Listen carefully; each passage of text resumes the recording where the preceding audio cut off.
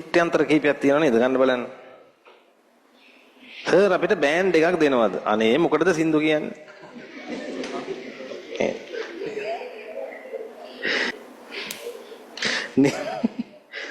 නිර්වතින් නුවරට පැමිණීමට උත්සාහ කළොත් ආපසු හරවා යොනු ලැබේ. මීට නිලමේතුමා හරි. ඒ මොකටද මේ පොරේ හෙළුවෙලෙන් ගිහින් තියෙන්නේ? සෙට් තුනකින් තෙල් ගහලා. නිකන් හිතපන්කෝ එතකොට සෙට් එකේ උඩ නිකන් අහන්න හිතුන්නේ නැද්ද මල්ලි මේ යටට ඇඳලා නෑ නේද? මල්ලි යට දාලා නෑ නේද මොකද? ඈ? වැඩන්නේ කතා කරලා. සෙට් වල හිටපු පොරවල් ගැනත් හිතාගත්තේ. ඇයි සර් කෙල්ල මෙච්චර BTS රට කැමති? උන්ගේ රැවුලකුත් නෑ. අපි උන්ව වියලි තාපයෙන් ජීවාණුහරණය කරමු.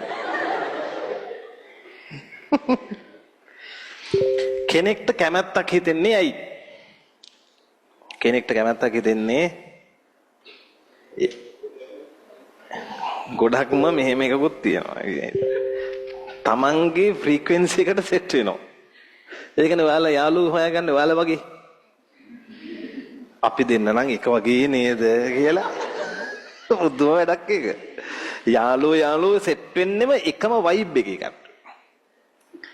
හරිද? ඒක රෙසොනන්ස් වගේ අර රෙසොනේට් වෙනවා. එයයි තමන්ගේ හිතන පතන දේවල්. ඒක තමයි කැමැති හිතෙන්නේ. අනිත් එක බහුතර පිරිසකගේ ආකර්ෂණය ලැබෙන්නේ ඒ කෙනාගේ මොකද පිනක් නිසා. ඉතින් ඒක ඉතින් BTS ලා දැන් රැවුල තියනවද නැත්නම් අදාළ නැහැ. කැමති නම් කැමති. අද කලාවනේ කලාවට මේ එහෙම ಜಾති ભેද අරම මේවත් නැහැ නේද? කවුද BTS කියන්නේ? ඈ වද?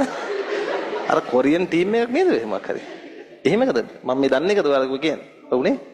මම දන්නේ ඒ ළමයිගේ සින්දුවක් මොනවද කියලා. ඈ මම දන්නේ මම එහෙම ප්‍රසිද්ධ සින්දු දෙනවා. අනේ මම ඒක නම් මං දන්නේ ඔයාලා ඔය මේ මෑතක නේද ඒගොල්ලෝ ආවේ?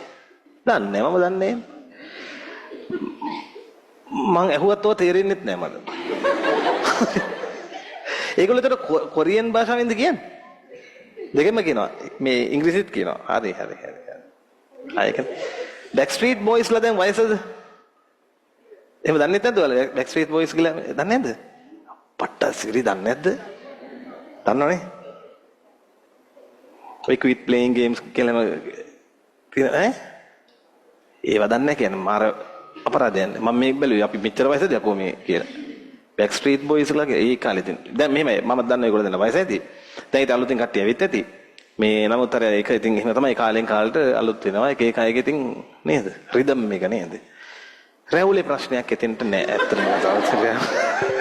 රැවුල කමන්නේ ඉතින් නැත්තම් මොනව කරන්නද දූලක ජනකතාව පළවෙනි තරුවට තරු තුනක් දාන්න